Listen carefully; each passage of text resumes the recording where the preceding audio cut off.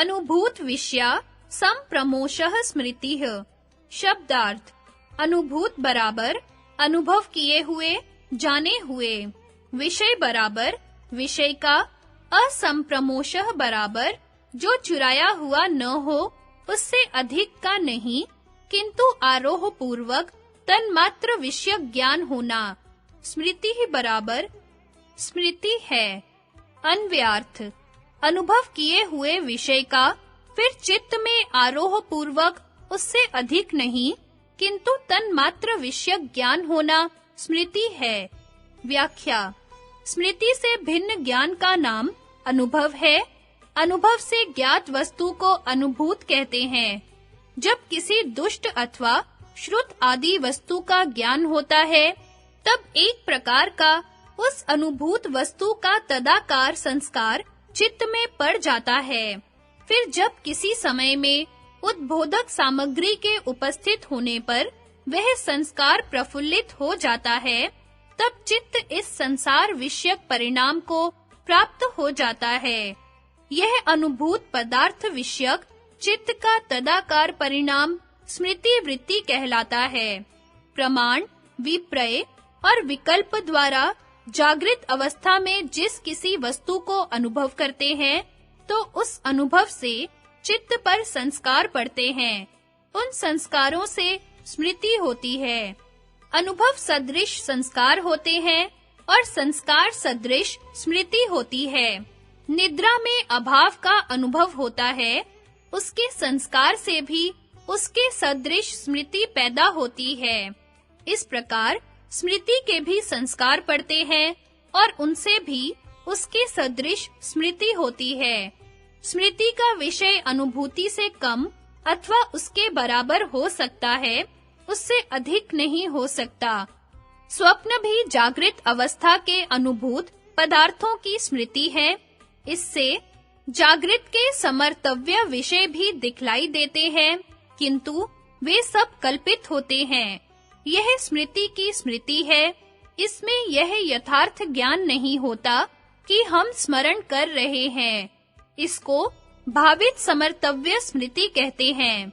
जागृत अवस्था में जो स्मृति होती है, उसमें समर्तव्य विषय नहीं दिखलाई देता, किंतु हमको ज्ञान होता है कि हम स्मरण कर रहे हैं।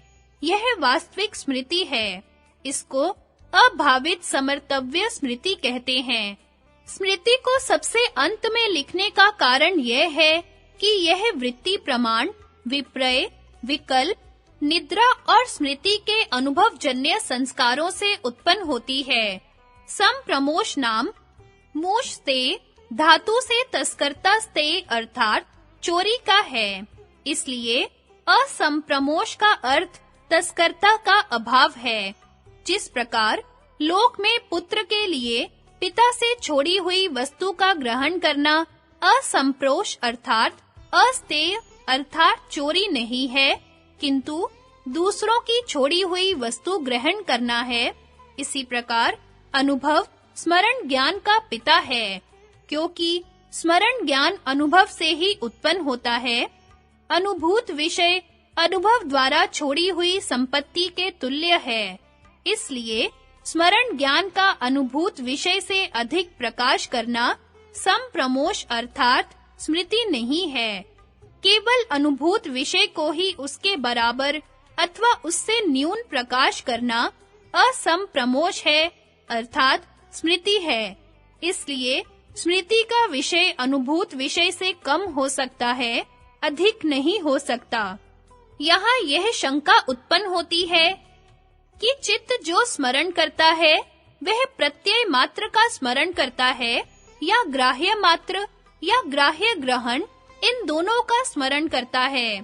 इसका समाधान यह है कि यद्यपि ज्ञान विषयक अनुभव के अभाव से विषय का ही स्मरण होना संभव है, तथापि पूर्व अनुभव को ग्राह्य ग्रहण उभयाकार विशिष्ट होने से उनसे उत्पन्न हुआ संस्कार भी उन दोनों आकारों से संयुक्त होकर ग्राह्य ग्रहण दोनों स्वरूप वाली स्मृति को उत्पन्न करता है, एक विषयक को नहीं।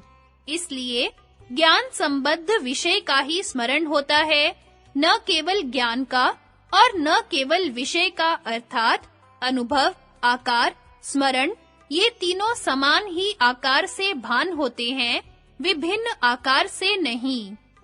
अहम घटम जानामि, मैं घट विषयक जानने वाला हूँ। इस अनुभव में घट और ज्ञान दोनों का ही भान होता है। इससे अनुभवजन्य संस्कार भी दोनों विषयों वाला मानना पड़ेगा। इसी प्रकार इस संस्कार से उत्पन्न होने वाली स्मृति भी दोनों विषय वाली होगी, एक विषय वाली नहीं। इससे यह सिद्ध हुआ कि ग्राह्य और ग्रहण इन दोनों का ही स्मृति प्रकाश करती है, एक का नहीं।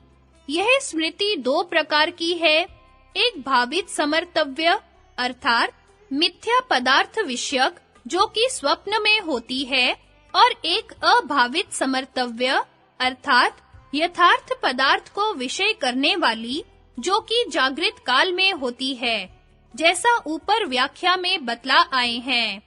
यह प्रमाण आदि 5 भेदों वाली उपर्युक्त सूत्रों में बतलाई हुई वृत्तियां सात्विक, राजस और तामस होने से सुख दुख और मोह स्वरूप हैं, और सुख दुख और मोह क्लेश स्वरूप हैं। इसलिए ये सब वृत्तियां ही निरोध करने योग्य हैं। मोह स्वयं अविद्या रूप होने से सर्व दुखों का मूल है। दुख की वृत्तियां स्वयं दुख रूप ही हैं।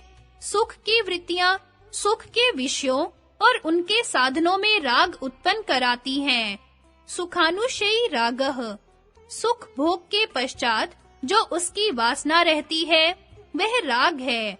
उन सुख के विषयों और उनके साधनों में विघ्न होने पर द्वेष उत्पन्न होता है, दुखानुशयी द्वेषः।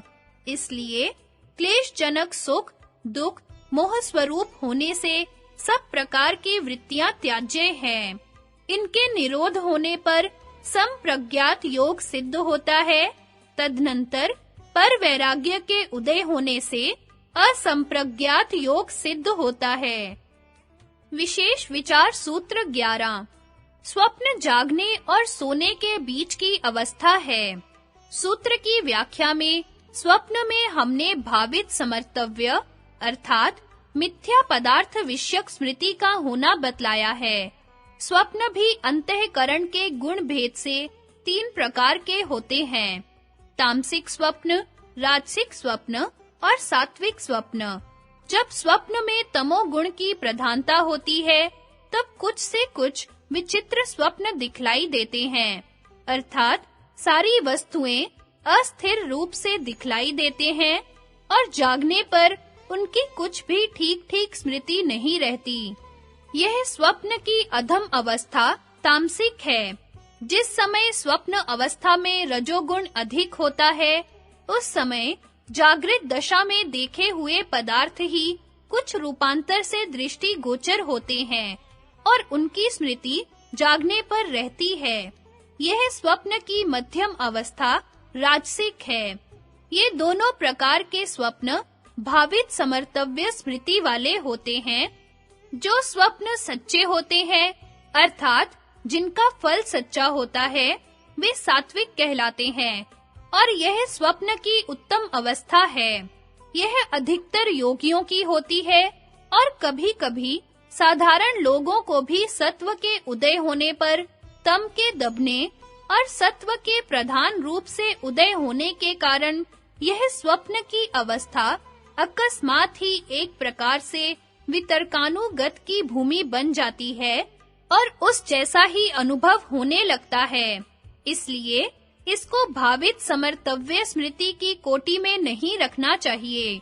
संगति उपर्युक्त 7 सूत्रों में पांचों प्रकार की वृत्तियों का निरूपण करके अब अगले सूत्र में उनके निरोध का भी उपाय बतलाते हैं।